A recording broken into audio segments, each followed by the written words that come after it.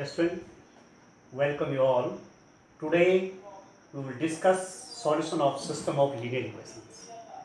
आपने previous classes में भी पढ़ा था सिस्टम ऑफ लीनियर इक्वेशन, रैखिक समीकरण। रैखिक समीकरण क्या होते हैं? जैसे आप लिखते हैं a1x plus b1y plus c1 is equal to 0, ये आपका इक्वेशन नंबर 1 हो गया। And a2x plus b2y plus c2 is equal to 0, equation number 2। ये इक्वेशंस आपकी क्या हैं? लीनियर इक्वेशंस हैं। क्यों लीनियर इक्वेशंस हैं? यहाँ पर वेरिएबल देखिए, x वेरिएबल की पावर भी 1 है, y वेरिएबल पावर भी क्या है? 1 है। ठीक हो गया? तो ये इक्वेशन आपकी लीनियर इक्वेशन है। एक तो वेरिएबल के हिसाब से देखेंगे। दूसरा क्या है कि यदि इस इक्वेशन का आप ग्राफ खींचेंगे, ठीक है, तो एक स्ट्रेट लाइन आएगी, इसलिए इसको लीनियर बोलते हैं। लाइन कंस्ट्रक्ट करती है, एक रेखा बनाती है ये, इसलिए इसको बोलते हैं रैखिक। और समीकरण तो आप जानते हैं, बाएं पक्ष है दाएं पक्ष में बीच बराबर का चिन्ह, एक रिलेशन है ये। ठीक हो गया? तो एक आपका रैखिक समीकरण ये है लीनियर इक्वेशन, और एक रैखिक समीकरण ये है लीनियर इक्वेशन। ठीक हो गया? आपने क्लास 10th में पढ़ा है, जब आप इनका सॉल्यूशन देखते हैं, solution of system of linear equation, ये दो लीनियर इक्वेशन हैं, ये दो रैखिक समीकरण है। जब इनके हल की बात करते हैं तो यदि आपका ऐसा है a1 over a2 is not equal to b1 over b2, तो आप लिखते हैं यूनिक सॉल्यूशन। यूनिक मतलब अद्वितीय हल, अद्वितीय हल, यूनिक सॉल्यूशन, केवल एक हल। समीकरण का हल क्या हुआ? समीकरण का सॉल्यूशन क्या हुआ? इक्वेशन में जो आपके वेरिएबल हैं उनकी वैल्यू जानना। ये वेरिएबल क्या है? अननोन वेरिएबल है। इक्वेशन में जो अननोन वेरिएबल होते हैं उनकी वैल्यू को ज्ञात करना ही क्या बोलते हैं? Solution of the linear equation. ठीक हो गया? तो यदि ये कंडीशन होती है कि x का कोएफिशिएंट a1 या x का कोएफिशिएंट a2, दूसरे इक्वेशन का a1 by a2 is not equal to b1 by b2, यदि ऐसी स्थिति है तो अद्वितीय हल है, मतलब यूनिक सॉल्यूशन, एक हल आएगा कोई। ठीक है? x की एक वैल्यू आएगी, y की एक वैल्यू आएगी और इक्वेशन को सेटिस्फाई करेगा। दूसरी स्थिति आती कि a1 over a2 is equal to b1 over b2 is equal to c1 over c2। This x का एक कोएफिशिएंट ओवर x का एक coefficient is equal to y का एक coefficient over divide by y का एक coefficient is equal to constant term. ये जो सभी दी ये रेशियोज इक्वल हैं, तो आप बोलते हैं इनफाइनाइट सॉल्यूशन। इनफाइनाइट सॉल्यूशन आप कहते हैं अनंत हल। क्लास 10 में पढ़ा आपकी condition a1 by a2 is equal to b1 by b2 is equal to c1 by c2, तो अनंत हल हो गए। कैसी क्वेश्चन आ गई? इनफाइनाइट सॉल्यूशंस बने। ठीक है? ठीक है ना? ऐसी क्वेश्चन एक दूसरे को कोइंसिडेंट हो जाती है। तीसरी स्थिति है कि a1 by a2 is equal to b1 by b2 is not equal to c1 by c2। यदि ये कंडीशन होती है तो आप लिखते हैं अंडरस्टैंड नो सॉल्यूशन। आप लिखते हैं कि कोई हल नहीं, कोई हल नहीं, समीकरण निकाय का कोई हल नहीं निकलता। ठीक है? तो ये तीन कंडीशन आपने हाई स्कूल में पढ़ी है। यहां हमने जो हमारे पास लीनियर इक्वेशंस होंगी, यहां हमने इनवर्स मेथड से, ठीक है, solution of A system of linear equation using inverse of A matrix, inverse method से आप इसको पढ़ेंगे। ठीक है? तो आप देखिए, अब मैं लिखता हूं एक सिस्टम ऑफ लीनियर इक्वेशन लिखता हूं। सिस्टम मतलब एक से ज्यादा इक्वेशंस हैं उसमें, तो उन्होंने इक्वेशंस का क्या बना दिया? सिस्टम बना दिया। सिस्टम ऑफ लीनियर इक्वेशंस मतलब लीनियर इक्वेशंस वहां एक से ज्यादा हैं। ठीक है, अंडरस्टैंड। अब आप देखिए, यदि मैं ऐसा लिख दूं a1x plus b1y plus c1z is equal to d1, equation number 1। ठीक है, दूसरा हो गया a2x plus b2y plus c2z is equal to d2, equation number 2। ठीक हो गया, a3x plus b3y d3, equation number 3। ये जो आपके 3 इक्वेशंस कहलाएंगी, ये जो 3 इक्वेशंस आपके पास आएंगे, इनको क्या बोलेंगे? सिस्टम ऑफ लीनियर इक्वेशन, रैखिक समीकरण निकाय। क्योंकि वेरिएबल की पावर 1 1 है यहाँ पर, x वेरिएबल की पावर 1, y वेरिएबल की पावर 1, z वेरिएबल की पावर 1। ठीक है, ये सब आ गया समझ में। अब इसका सॉल्यूशन आपको निकालना है इनवर्स मेथड, किसी मैट्रिक्स का इनवर्स निकालना। तो सबसे पहले डेस्पेंट में क्या करूंगा कि मैं इसको मैट्रिक्स फॉर्म में लिखूंगा। मैट्रिक्स फॉर्म में मैं इसको कैसे लिख सकता हूं? देखिए, a1 a2 a3 b1 b2 b3 c1 c2 c3, और यहां मैं लिख दूं क्या? x y z is equal to d1 d2 d3। ये पूरा जो सिस्टम है, इस सेट ऑफ लीनियर इक्वेशंस जो हैं, सिस्टम ऑफ लीनियर इक्वेशंस जो हैं, उसको मैंने मैट्रिक्स फॉर्म में लिख दिया। एक मैट्रिक्स से होगी, ये कोफिशिएंट मैट्रिक्स है, इसको बोलते हैं कोफिशिएंट मैट्रिक्स। कोफिशिएंट मतलब x का कोफिशिएंट, y का कोफिशिएंट, z का कोफिशिएंट से बनी हुई मैट्रिक्स है। ये x y z ये आपके वेरिएबल हैं, और ये आपका राइट हैंड साइड की कांस्टेंट की वैल्यू है। तो अब आप जब इसका मल्टीप्लाई इससे करेंगे तो कैसे होता है? इसका मल्टीप्लाई इससे a1x plus b1y plus c1z, multiply करेंगे तो कैसे लिखते हैं आप? a1x plus b1y plus c1z तो आएगा, a1x plus b1y plus c1z। दूसरे में क्या आएगा?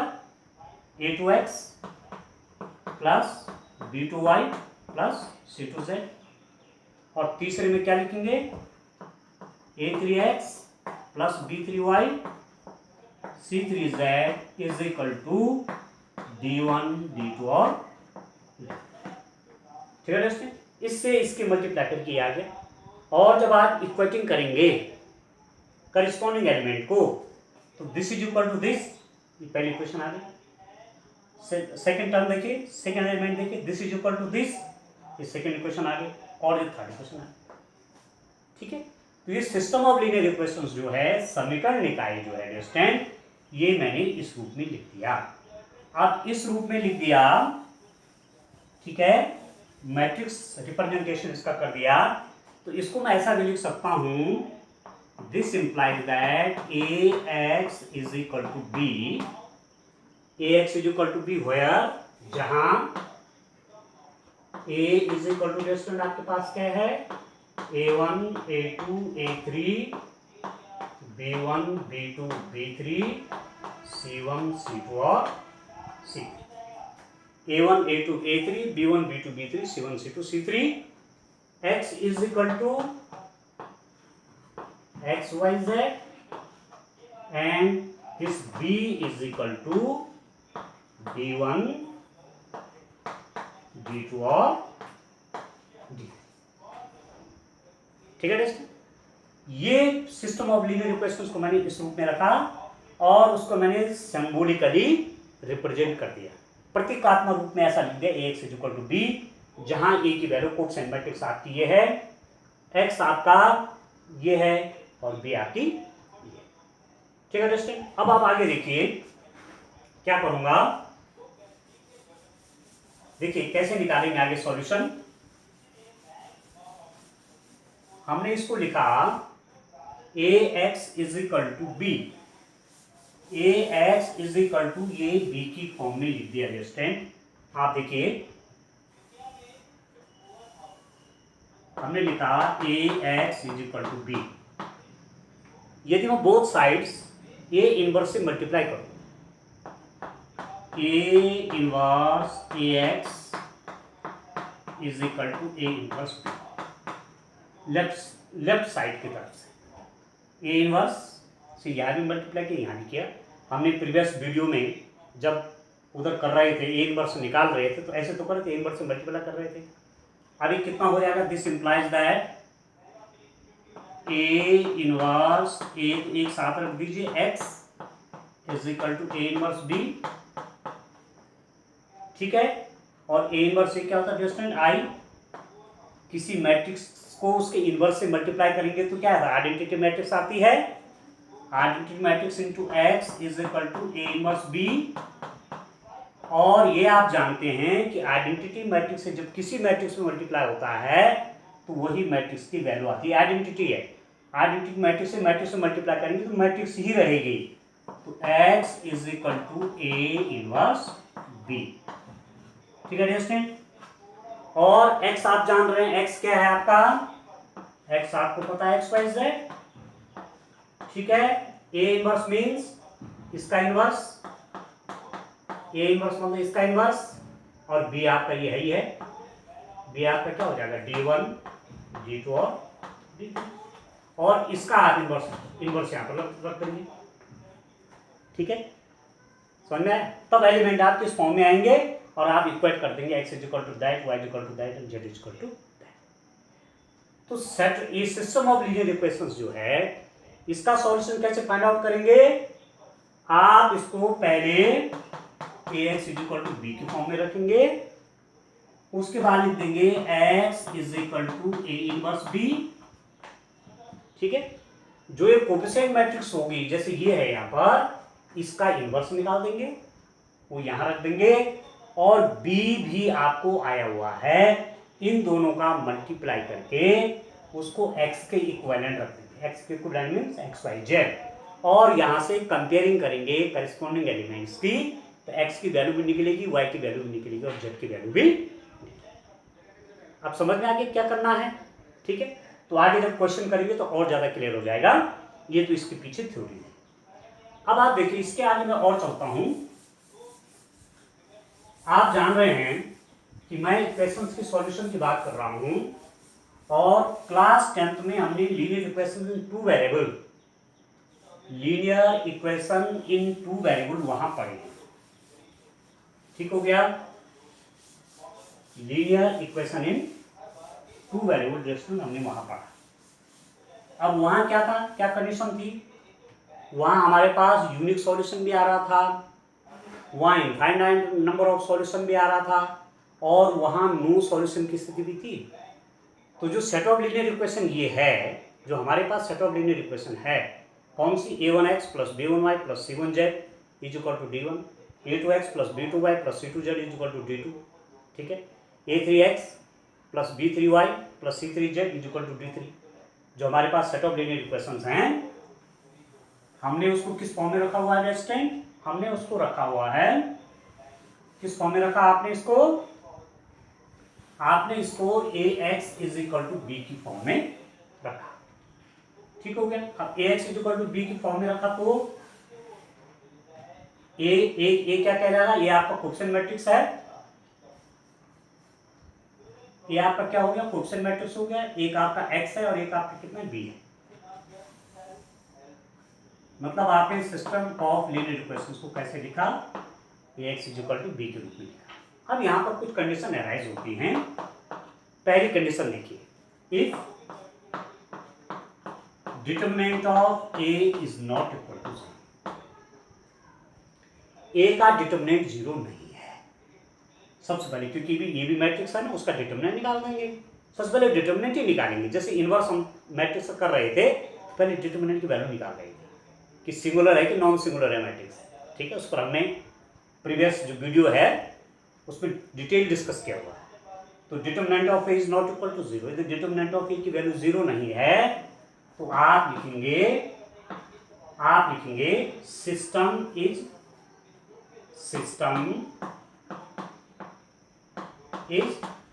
कंसिस्टेंट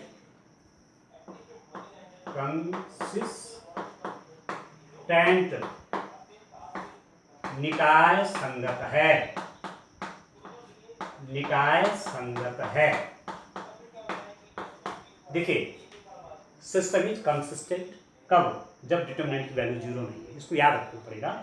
निकाय संगत है और हम प्राप्त करेंगे यूनिक सॉल्यूशन। यूनिक सॉल्यूशन या हिंदी में क्या बोलेंगे दोस्तों, अद्वितीय हल। ठीक है, और अद्वितीय हल आप जानते हैं कि एक्स वाई जेड की 3 वेरिएबल है, तो एक्स की एक वैल्यू आएगी, वाई की एक वैल्यू आएगी और जेड की एक वैल्यू आएगी और तीनों इक्वेशंस को सेटिस्फाई करें, वो अद्वितीय हल हुआ। ठीक है, एक्स की एक वैल्यू, वाई की एक वैल्यू, जेड की, और मतलब नहीं, द्वितीय मतलब दूसरी single value x y z की, उसे कहते हैं यूनिक सॉल्यूशन या अद्वितीय हल होगा इस स्थिति में। ये कंडीशन जो है पहली बार। ठीक है दोस्तों, अब देखिए सेकेंड स्थिति क्या है आपकी, if determinant of A is equal to 0। ठीक है, determinant of A is equal to 0, इसमें सिस्टम दोनों चीजें होंगी, कंसिस्टेंट, कंसिस्टेंट होगा, कंसिस्टेंट मतलब निकाय संगत होगा, निकाय संगत होगा when, जब आप क्या करेंगे, आप ले लेंगे adjoint of A, adjoint of A into B is equal to 0 matrix. ठीक है दोस्तों, adjoint of A into, adjoint of A into B is equal to 0, 0 मतलब 0 मैट्रिक्स। आप समझ रहे हैं इसको, यदि डिटरमिनेंट 0 होगी, यदि डिटरमिनेंट 0 नहीं है तो सीधे सीधा आप क्या लिख देंगे, सिस्टम इज कंसिस्टेंट, निकाय संगत है, यूनिक सॉल्यूशन आएगा। ठीक, ये कंडीशन। यदि डिटरमिनेंट की वैल्यू 0 आ गई तो सिस्टम कंसिस्टेंट हो सकता है, निकाय संगत होगा कब, उसके आगे और करना पड़ेगा, उसका एडजॉइंट निकालना पड़ेगा। एडजॉइंट ऑफ ए, एडजॉइंट निकालना आप जानते हैं, मैट्रिक्स कोएफिशिएंट मैट्रिक्स का एडजॉइंट निकाला, उसको बी से मल्टीप्लाई किया, यदि वो 0 मैट्रिक्स आ गई तो आप बोलेंगे सिस्टम कंसिस्टेंट है और कितने सॉल्यूशन निकलेंगे, infinite solution, infinite solution, Hindi बोलेंगे अनंत हल। इसको नोट कर लीजिएगा, खास चीज है, जब आप इन क्वेश्चंस को करेंगे तो ये चीजें आपके काम आएंगी। मतलब पहले आपने डिटरमिनेंट निकाला, पहले तो सिस्टम ऑफ लीनियर इक्वेशन जो दे रखे हैं x is equal to B की फॉर्म में रखा। ठीक है, आपने सीधे सीधे पहले इसका जो मैट्रिक्स आई वाली ए, उसका डिटरमिनेंट निकाला, यदि वो 0 नहीं है तो आप लिख देंगे सिस्टम क्या कंसिस्टेंट है, निकाय क्या संगत है। ठीक, और यूनिक सॉल्यूशन होगा। परंतु यदि डिटरमिनेंट की वैल्यू 0 हो गई तो अब यहाँ दो कंडीशंस पैदा होती है। पहली कंडीशन क्या है, ठीक है, यदि मैं इसमें, चलो इसी में कर देते हैं आगे, यदि डिटरमिनेंट की वैल्यू 0 है तो सिस्टम कंसिस्टेंट होगा, निकाय संगत होगा कब, जब एडजॉइंट मैट्रिक्स का एडजॉइंट निकाला, adjoint of A into B, B matrix x equal to B, ये वाली वो आपकी कैसे निकल गई, 0 मैट्रिक्स निकल गई। तो ऐसे में अनंत हल, इनफाइनाइट सॉल्यूशन। ठीक है दोस्तों, और इसी में आप देखिए, if determinant of A is equal to 0, ठीक है, and adjoint of A into B is not equal to 0 matrix. Determinant की वैल्यू तो 0 है पर एडजॉइंट की मल्टीप्लाइज बी के साथ 0 मैट्रिक्स नहीं है, तो आप लिखेंगे सिस्टम इज इनकंसिस्टेंट, इनकंसिस्टेंट, निकाय असंगत है, असंगत। ठीक है, system is inconsistent and no solution is possible, no solution is possible. No solution is possible means हल संभव नहीं है।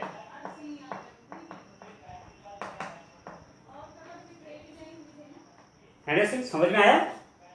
मतलब ये तो सीधा सीधा हो गया। यूनिक सॉल्यूशन के लिए सिस्टम कंसिस्टेंट हो गया। जब डिटरमिनेंट की वैल्यू 0 नहीं है तो यूनिक सॉल्यूशन हो गया। आपने कहा सिस्टम क्या कंसिस्टेंट है। ठीक है, फिर आई बात कि डिटरमिनेंट ऑफ ए 0 है तो दो बातें आती हैं। सिस्टम आपका कंसिस्टेंट भी हो सकता है, निकाय संगत भी हो सकता है, और सिस्टम आपका इनकंसिस्टेंट भी हो सकता है। ठीक है, सिस्टम क्या हो सकता है? कंसिस्टेंट भी हो सकता है और इनकंसिस्टेंट भी हो सकता है। निकाय संगत भी हो सकता है, असंगत भी हो सकता है। उसमें और एक एक टेस्ट और करना पड़ेगा कि adjoint of A into B equal to 0 matrix है तो आप बोलेंगे सिस्टम कंसिस्टेंट है और सॉल्यूशन क्या होंगे? इनफाइनाइट सॉल्यूशन होंगे।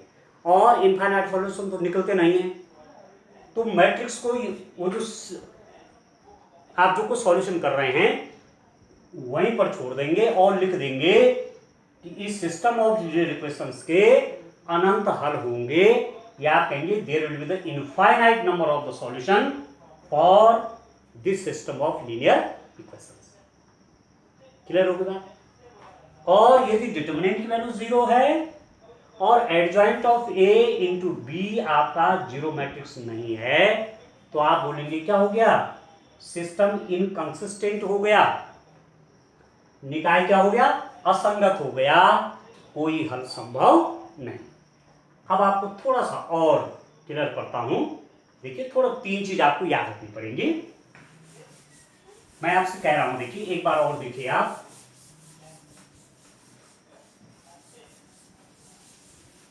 देखिए, हमने पीछे जब हम इनवर्स पढ़ रहे थे टेस्टिंग, तो वहां आपने देखा कि हमने डिटरमिनेंट की वैल्यू 0 निकलने पर सिंगुलर और नॉन सिंगुलर की बात की थी।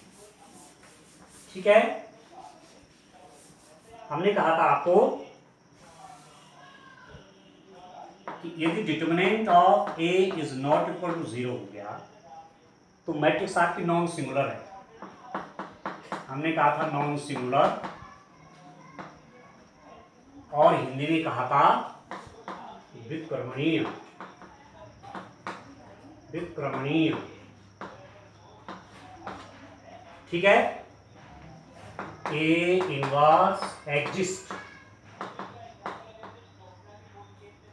ठीक है, A inverse exist, A inverse का अस्तित्व है। पीछे का थोड़ा सा रिवाइज कर दे रहा हूं। ठीक है, हमने कहा था एक कंडीशन ये बताया था, दूसरी कंडीशन बताई थी कि if A is equal to 0, if determinant की वैल्यू 0 है तो आप बोलेंगे मैट्रिक्स को क्या बोलेंगे आप? सिंगुलर, अव्युत्क्रमणीय, अव्युत्क्रमणीय।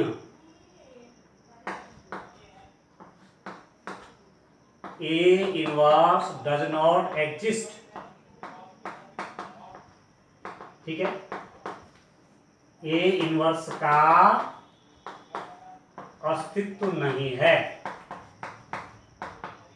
समझ गए? पीछे बताया था आपको, दो बातें बताई थी। डिटरमिनेंट पे, जो डिटरमिनेंट की बात आ रही है, डिटरमिनेंट वैल्यू 0 है तो इसका इनवर्स निकलेगा इस मैट्रिक्स का, उसे बोलेंगे नॉन सिंगुलर, या उसे व्युत्क्रमणीय हिंदी में बोलेंगे। ए इनवर्स एग्जिस्ट मतलब ए इनवर्स निकलता है, उसका अस्तित्व है। यदि डिटरमिनेंट 0 हो गया तो ये सिंगुलर मैट्रिक्स होती है, और व्युत्क्रमणीय A inverse does not exist, A inverse का अस्तित्व नहीं है, क्योंकि आप जानते हैं कि A inverse is equal to 1/डिटरमिनेंट of A into adjoint of A, आप जानते हैं। तो यदि डिटरमिनेंट आपका इसका डिनोमिनेटर ही 0 हो गया तो ए इनवर्स निकलेगा ही नहीं, वैसे भी देखिए। ठीक है, ये तो पीछे की बात है। अब इस समय क्या है? इस समय को देखिए, इससे मिलान करिए। इस समय आपका क्या है? ये भी डिटरमिनेंट की वैल्यू पे डिपेंड हो रहा है। देखिए, ध्यान से समझिए स्टूडेंट, क्वेश्चन तब लेते हैं, पहले इसकी थ्योरी को देख लीजिए आप, इसका जो प्रिंसिपल है उसको देखिए। हमने कहा सिस्टम ऑफ लीनियर इक्वेशंस को हमने Ax इक्वल टू बी की फॉर्म में रखा। ये आपका क्वेश्चन मैट्रिक्स है। हमने कहा पहली बात कि if determinant of A is not equal to zero, determinant of A zero नहीं है, तो क्या मिलेगा? सिस्टम क्या बोलेंगे? कंसिस्टेंट। सिस्टम इज कंसिस्टेंट, संगत निकाय। निकाय क्या होगा? संगत। और आप बोलेंगे यूनिक सॉल्यूशन। यूनिक सॉल्यूशन आप बोलेंगे अद्वितीय हल। ठीक हो गया? मतलब जैसे ही डिटर्मिनेंट आपने टेस्ट किया कि डिटर्मिनेंट जीरो नहीं है, तो आप अब सीधे हल की ओर बढ़िए आगे। ठीक। परंतु यदि ये कंडीशन, यदि if determinant of A is equal to zero, यदि डिटर्मिनेंट एक जीरो हो गया तो दो केस पैदा होते हैं। क्या क्या दो केस पैदा होते हैं? Adjoint of A into B is equal to zero matrix. तो यहां भी इसको बोलेंगे आप कंसिस्टेंट। कंसिस्टेंट संगत इनफाइनाइट सॉल्यूशन। इनफाइनाइट सॉल्यूशन, अनंत हल। मतलब तब भी ये कंसिस्टेंट होगा। तो कंसिस्टेंट की दो कंडीशन हो गई आपकी, ये जीरो है, एक जीरो नहीं है, एक जीरो है। इसमें तो सीधा हो गया कंसिस्टेंट, जब जीरो नहीं है तो सीधा कंसिस्टेंट हो गया। ये जीरो है तो कंसिस्टेंट हो भी सकता है और नहीं भी हो सकता है, निकाय संगत हो भी सकता है और नहीं भी हो सकता है, तो उसके लिए कंडीशन है। तब adjoint of A to B निकालेंगे, जीरो मैट्रिक्स है तो संगत हो गया निकाय। कैसा हल निकल रहा? अनंत हल निकल रहा है। समीकरण निकाय का हल है, पर कैसा हल है? अनंत हल है। और अनंत हल को आप निकाल नहीं सकते। ठीक है, तो आप यहीं पर इसको छोड़ देंगे, उसको लिख करके। यदि ये हो रहा है तो उसके बाद सॉल्यूशन आगे करेंगे, एक्स वाई जेड की वैल्यू निकालेंगे। पर यदि ऐसा है, आपने लिखा कंसिस्टेंट है, संगत है, इनफाइनाइट नंबर ऑफ सॉल्यूशन निकलेंगे, बस वही उसको रोक देंगे, क्योंकि इनफाइनाइट नंबर ऑफ सॉल्यूशन आप फाइंड आउट नहीं कर सकते। ठीक है? ठीक है दोस्तों। और इसी में सेकंड बात क्या है कि ये तो जीरो है, और adjoint of A into B की वैल्यू आपकी जीरो मैट्रिक्स नहीं है, तो आप क्या लिखेंगे? इनकंसिस्टेंट। इनकंसिस्टेंट हिंदी में बोलेंगे असंगत। System is inconsistent. असंगत निकाय सिस्टम मतलब वो जो लीनियर इक्वेशंस का सिस्टम आपको दे रखा, तीन दे रखे ना इक्वेशन, वो इनकंसिस्टेंट, असंगत हो गया। और आप लिखेंगे नो सॉल्यूशन। नो सॉल्यूशन मतलब कोई हल नहीं, कोई हल। ठीक है दोस्तों? तो इतना टेस्टिंग के बाद ही काम छोड़ देंगे। जब कोई हल ही नहीं निकलेगा तो फिर हम एक्स वाई जेड की वैल्यू क्या निकालेंगे? ठीक हो? ठीक है ना? अब आगे बढ़ते हैं, ये आप पूरा समझ गए होंगे। अब मैं थ्योरी इसमें कुल यही है दोस्तों। अब मैं इसको क्वेश्चन लेता हूं। देखिए एक्सरसाइज 4.6 का क्वेश्चन नंबर 1 देखिए।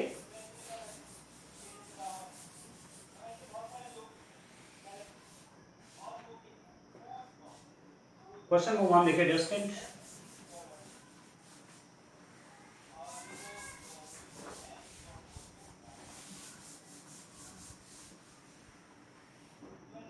देखिए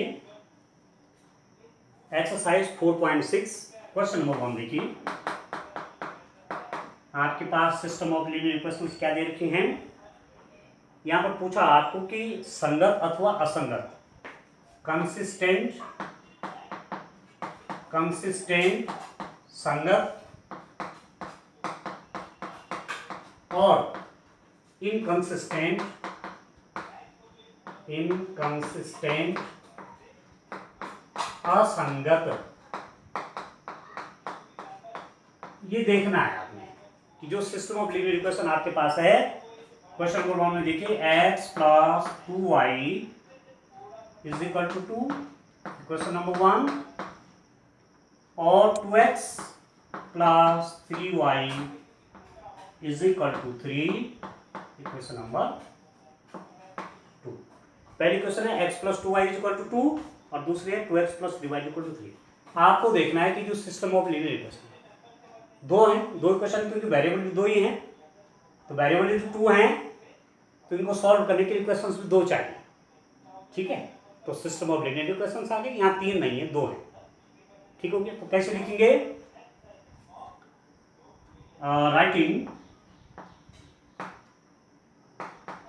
writing the system of linear equations in किस फॉर्म में, ax is equal to b। जो क्या है, सिस्टम ऑफ लीनियर इक्वेशंस, रैखिक निकाय, रैखिक समीकरण निकाय, ठीक है, हिंदी में लिखेंगे रैखिक समीकरण निकाय, निकाय मतलब सिस्टम। ये जो रैखिक समीकरण निकाय है इसको ax is equal to b के रूप में लिखिए। और ax क्या है डिस्टेंट, ये आप जानते हैं कोएफिशिएंट मैट्रिक्स होती है, x के कोएफिशिएंट ऐसे आते हैं 1 2 और y के कोएफिशिएंट ऐसे आते हैं 2 3, ठीक है। इधर तो x के कोएफिशिएंट यहाँ पर 1 है, कुछ नहीं लिखा होगा तो 1 हो गया, 1 इंटू एक्स 1, यहाँ पर ऐसा कोएफिशिएंट 2, y कोएफिशिएंट 2 और 3, यहाँ पर हो जाएगा एक्स वाई, और राइट हैंड साइड आपके पास क्या होगा डिस्टेंट 2 और 3, ठीक हो गया। ये कोएफिशिएंट से एक मैट्रिक्स कोएफिशिएंट्स बन गए, इसे कोएफिशिएंट मैट्रिक्स ही बोलते हैं। ये वेरिएबल वन मैट्रिक्स हो गई, एक्स और वाई दो वेरिएबल है, एक्स वाई और ये 2 3। इसको ऐसा क्यों लिखा, क्योंकि मल्टीप्लाई करूंगा तो यही आएगा, एक्स प्लस 2y, एक उसमें एक रो में एक्स प्लस 2y होगा, दूसरे रो में 2x plus 3y is equal to 2 3, तो x प्लस 2y आपका 2 हो जाएगा, 2x प्लस 3y आपका 3 हो जाएगा। तो इसको मल्टीप्लाई करेंगे तो मेरे पास यही आएगा, ठीक हो गया। वेयर, जहां आप लिख देंगे where a is equal to कितना है डिस्टेंट 1 2 2 3, ठीक है, 1 2 2 3, x इज इक्वल टू कितना है x y, and b is equal to कितना है 2 3, ठीक है। ये आपका 1 2 2 3 है, x आपका एक्स वाई है, b इक्वल टू आपका कितना है 2 3 है, ठीक है। अब आपको टेस्टिंग करना है कि ये कंसिस्टेंट है या इनकंसिस्टेंट, क्यों इतना देखना, सॉल्यूशन अभी नहीं निकालना है, ठीक है। अब उसके लिए क्या है, कंसिस्टेंट और इनकंसिस्टेंट देखने के लिए डिटरमिनेंट की वैल्यू 0 चाहिए, डिटरमिनेंट की वैल्यू निकालनी पड़ेगी, ठीक है। तो आप निकालिए डिटरमिनेंट ऑफ ए कितना होगा डिस्टेंट। सिस्टम को कंसिस्टेंट और इनकंसिस्टेंट देखने के लिए, संगत और असंगत देखने के लिए आपको डिटरमिनेंट की वैल्यू निकालनी है। और डिटरमिनेंट इसका, ये तो मैट्रिक्स है ना, तो डिटरमिनेंट कितना हो जाएगा, यहां पर देखिए 1 2 और 2 3, ये तो होगा 1 2 2 3, और मल्टीप्लाई करूंगा डिस्टेंट तो वैल्यू कितनी हो जाएगी 3 -4 एंड दिस इज -1, ठीक हो गया, ठीक है। और -1 इज नॉट इक्वल टू 0, मतलब this implies that determinant of a is not equal to 0। Determinant की वैल्यू आपकी 0 नहीं आई ना, नॉट इक्वल टू 0 है। इसका मतलब सिस्टम इज क्या, कंसिस्टेंट, कंसिस्टेंट, निकाय क्या है, संगत है। इतना ही पूछ रहा है कंसिस्टेंट है या इनकंसिस्टेंट, पहला क्वेश्चन इतना ही है, ठीक है। तो ये इक्वेशन, ये सिस्टम ऑफ जो लीनियर इक्वेशंस है, ये क्या है, कंसिस्टेंट है, संगत है, ठीक है। और जब हमको सॉल्यूशन निकालने के लिए बोलेगा तब हम लिखेंगे इक्वेशन है यूनिक सॉल्यूशन। इक्वेशन का क्या है, एक अद्वितीय हल है। x की वैल्यू एक आएगी, y की एक आएगी, ठीक हो गया। अर्थ x की वैल्यू निकाली, वो आगे की बात है, वो बातें आती है क्वेश्चन नंबर 7 से। तो क्वेश्चन नंबर 6 तक आपके पास केवल ये देखने के लिए सिस्टम आपका कंसिस्टेंट और इनकंसिस्टेंट। ठीक है दोस्तों, तो पहला वाला क्वेश्चन तो आपका क्या निकल गया, कंसिस्टेंट निकल गया। बस यहीं पर आपका बात यहाँ पर पूरी हो गई, क्योंकि इतना ही पूछा गया है। पेपर में भी उतना ही करना है जितना हमसे पूछा गया है। ठीक है, अपने तरफ से एक्स्ट्रा करना है, केवल आपका क्या हो जाएगा, समय क्या हो जाएगा, समय ज़्यादा खराब हो जाएगा। जितना पूछा गया है उतना काम करना है। ठीक है दोस्तों, अब आगे देखिए क्वेश्चन नंबर 3 पे आता हूँ मैं। 2 भी आपका ऐसी ही है इसकी तरह। अब मैं क्वेश्चन नंबर 3 की ओर चलता हूँ।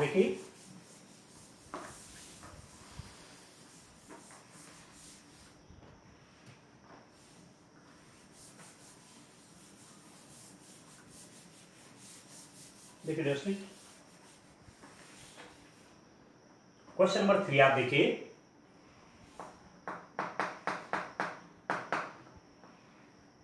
देखो दोस्तों, क्वेश्चन नंबर 3 आपके पास x plus 3y is equal to 5, question number 1। ठीक हो गया। 2x प्लस 6y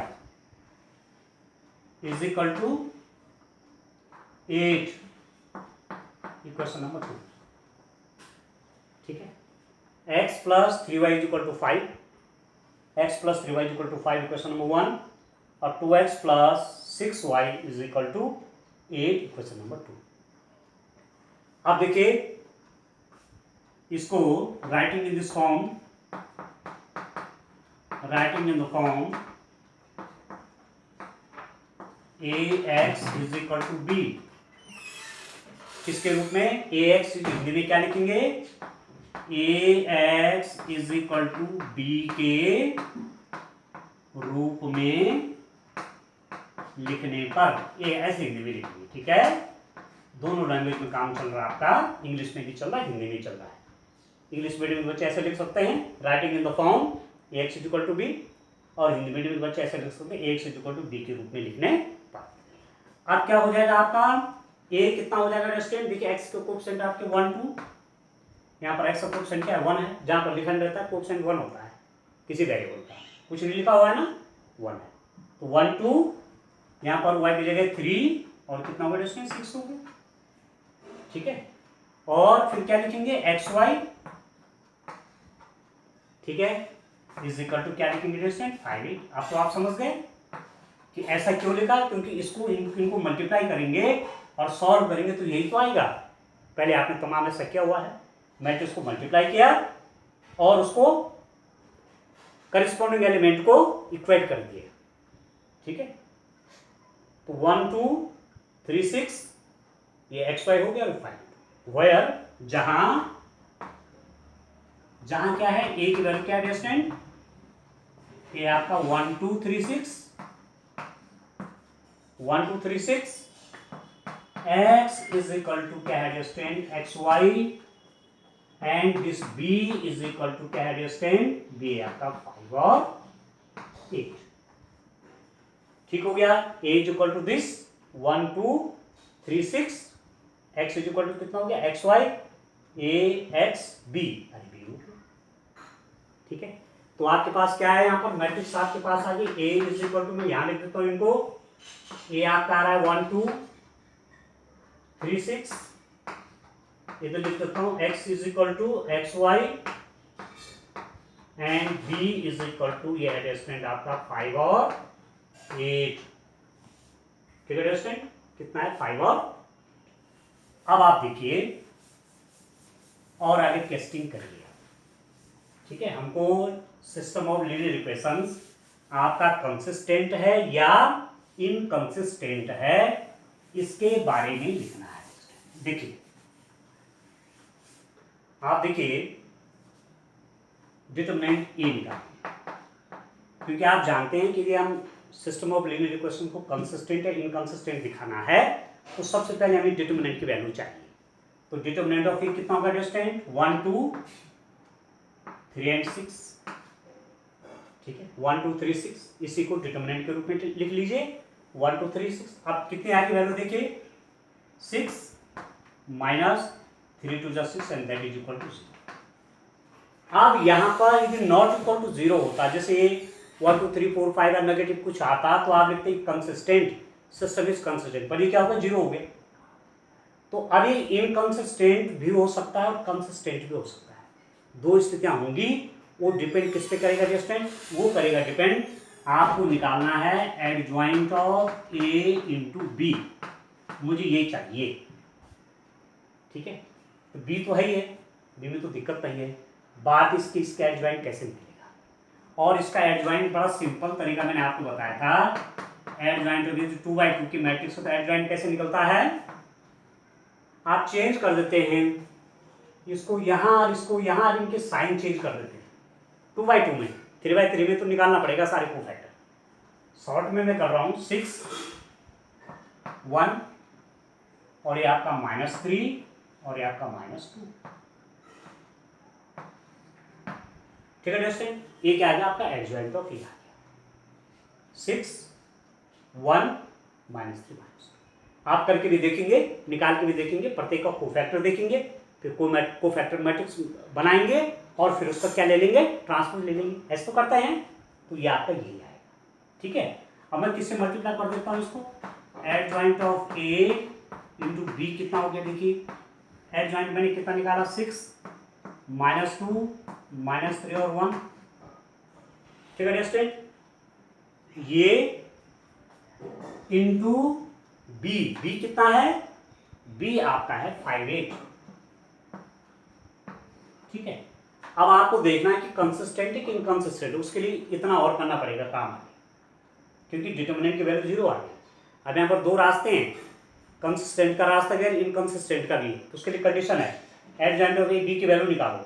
तो 6 हमने निकाला, 6 -3 -2 1, ये तो आपका क्या निकल गया, एडजॉइंट ऑफ ए बी की वैल्यू। अब कितना हो जाएगा, देखिए adjoint of A into B, आप देखिए तो कितना होगा स्टूडेंट, ये मल्टीप्लाई करके देखिए, इसके मल्टीप्लाई से 6 5 जा 30, 6 इंटू 5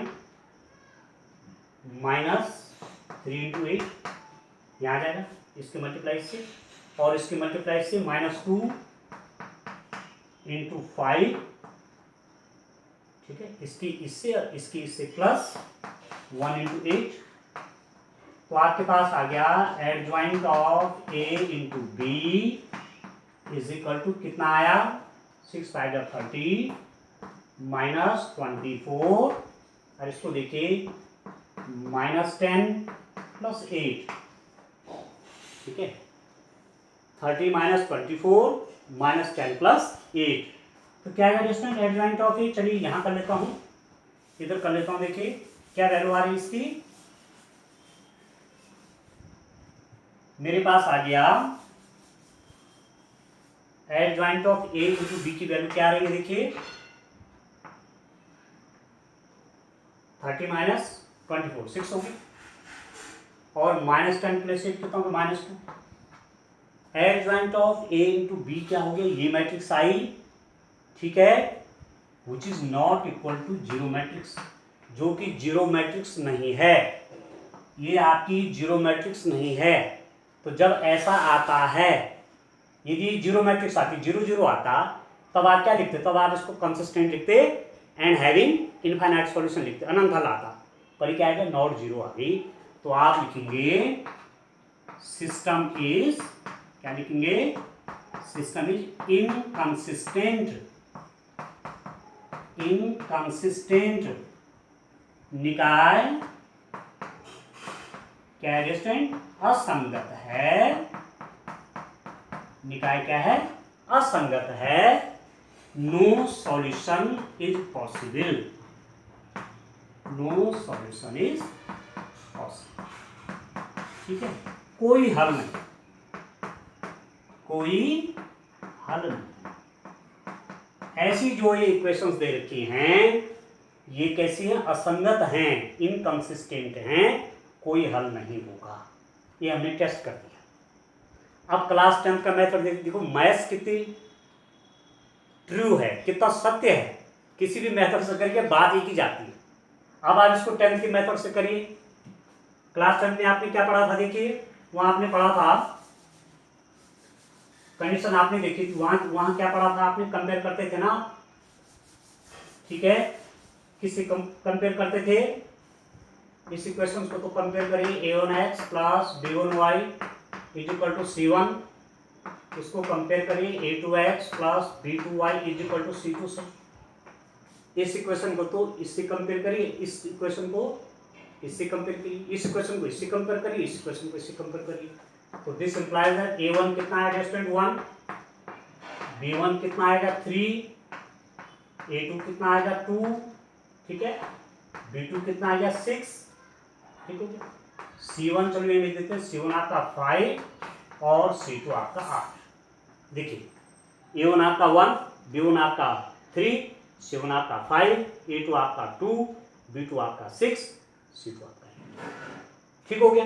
अब आप देखिए a1 ओवर a2 निकालिए तो कितना होता है, a1 बाई 2 1 बाई 2, ठीक हो गया।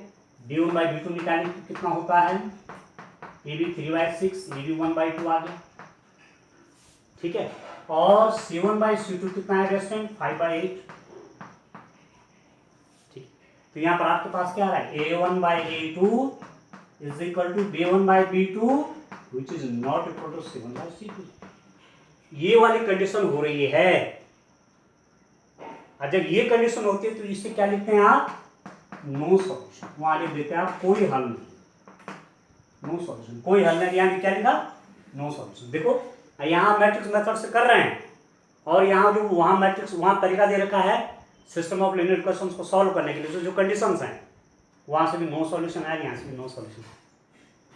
तो यहाँ आप ये वाला मेथड यूज करेंगे, ये वाला नहीं करेंगे, ठीक है। ये तो मैं आपको कंपैरिजन बता रहा था, तुलना। 10th में क्या था, यहाँ क्या था, बात एक ही, रिजल्ट लास्ट में एक ही आता है। ठीक हो गया, क्लियर है ना। तो ये सिस्टम क्या हो गया, इनकंसिस्टेंट है। तो एक एग्जाम्पल मैंने कंसिस्टेंट का कर दिया, और एक एग्जाम्पल मैंने इनकंसिस्टेंट का कर दिया। अब मैं एक क्वेश्चन और लेता हूँ स्टूडेंट, क्वेश्चन नंबर 4 एक और देख लेते हैं। चलिए आगे चलते हैं। देखिए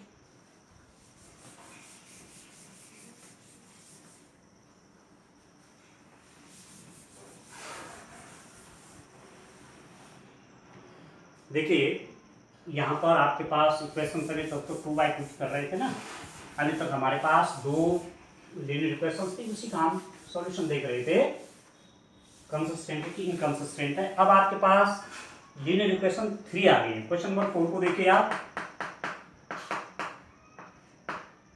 इक्वेशंस हैं x plus y plus z is equal to 1, ठीक।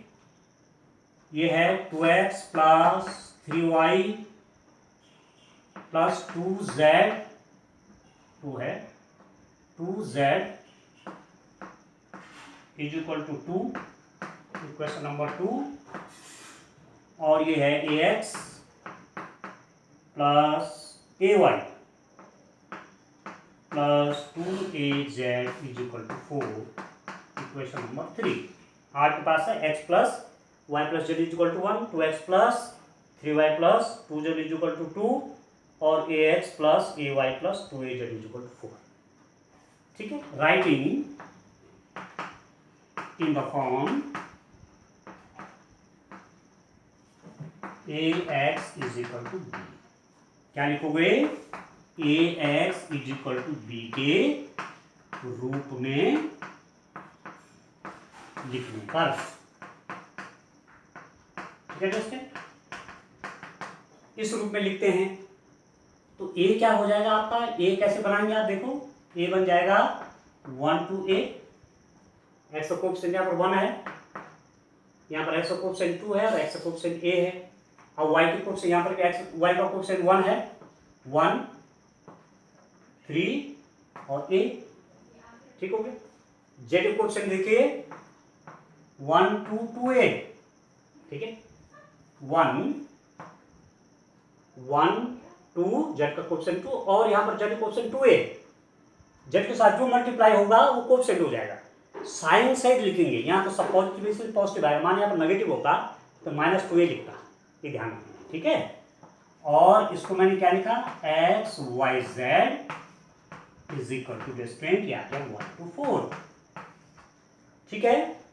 1 1 1 232 और ए 2। यहाँ पर मैं लिख देता हूँ वेयर, आपने तो यही लिखना है, मेरे पास स्पेस कम है तो मैं यहाँ लिख देता हूँ where A is equal to क्या डिस्टेंस आपके पास 1 2a 1 3a 1 2 2a। ठीक है डिस्टेंस, आपके पास x क्या है एक्स वाई जेड है, और आपके पास b कितना है b है 1 2 4 है। ठीक हो गया, ये ax है, ये a है, ये x है, ये b है, मैंने सब उधर लिख दिया। अब देखिए सिस्टम ऑफ लीनियर इक्वेशन आपका कंसिस्टेंट है या नहीं कंसिस्टेंट है, कंसिस्टेंट है या इनकंसिस्टेंट है, ये तो क्वेश्चन में देखना है। तो हमको क्या निकालना पड़ेगा, we have to find the value of the determinant. Determinant निकाल लीजिए का, तो ए का डिटरमिनेंट कितना है दोस्तों, यहाँ पर 1 2a ऐसे लिख देखिए डिटरमिनेंट के रूप में 1 3a और 1 2 2a। ठीक है, 1 1 1 2 3 2 a 2। अब आप क्या करेंगे, चाहो तो कुछ जीरो बना लो, ठीक है, इसकी वैल्यू चाहिए ना आपको, तो आप क्या लिख सकते हैं डिटरमिनेंट ऑफ ए, मैं क्या लिखूं c1 में लिखना है c1 माइनस c2 और c2 में लिखना है c2 माइनस c3। तो डिटरमिनेंट ऑफ ए कितना हो जाएगा दोस्तों, कोई फर्क नहीं पड़ेगा, इस पे अंतर नहीं पड़ता है इससे। ये क्या तो जीरो, इसमें एक करा तो -1, इसमें एक करा तो जीरो, इसमें एक किया तो जीरो, इसमें एक किया तो 1, इसमें एक किया तो -a और 1 2 2। ठीक है, पीछे आपने ऐसा तो किया है, डिटरमिनेंट को सॉल्व करने के लिए पहले कुछ प्रॉपर्टीज यूज की है, आसान बन जाए, आप डायरेक्ट भी खोल सकते हैं 1 इसके रिस्पेक्ट में या किसी के रिस्पेक्ट में भी वैल्यू उतनी है। मैंने क्या किया c1 को लिखा c1 माइनस c2, तो this minus this zero, this minus this -1, this minus this zero. c2 को मैं क्या लिख रहा हूँ c2 माइनस c3, तो this minus this zero, 3 minus 2 1, ये माइनस से ये। ठीक, अब इसके रिस्पेक्ट में मैं खोल लेता हूँ इसको, ये तो 0 0 हो जाएंगे, तो कितना हो जाएगा दिस इज इक्वल टू, इसके रिस्पेक्ट में खोलूंगा 1 इंटू प्लस माइनस प्लस होगा साइन, ये भी छोड़ देते हैं क्वेश्चन, ये भी छोड़ देते हैं, तो कितना हो जाएगा -1 1 0 और -1।